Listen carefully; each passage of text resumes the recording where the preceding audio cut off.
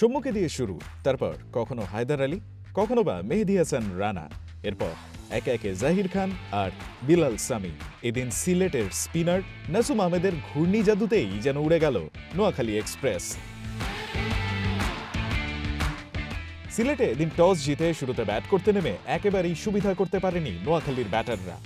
হাবিবুর রহমান সোহান আর মাহিদুল অঙ্কন ছাড়া কেউই টপকাতে পারেননি 2 অঙ্কের ঘর। নাসুমের স্পিন তোপে শেষ পর্যন্ত 61 রানেই অল আউট হয় নোয়াখালী। ছোট টার্গেটে ব্যাট করতে নেমে দলীয় 1 রানেই পারভেজ ইমন আউট হন। তৌফিক এবং জাকিরের পার্টনারশিপে ধারাবাহিকভাবেই রান তুলতে থাকে সিলেট। 32 রান করে তৌফিক আর 24 রান করে জাকির আউট হলেও তাতে কোনো বিপদে পড়েনি টাইটান্সরা।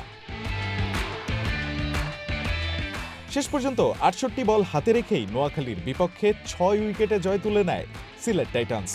এ জয়ে 6 ম্যাচে 6 পয়েন্ট নিয়ে টেবিলের 3 নম্বরে আছে মেহেদী মিরাজের দল।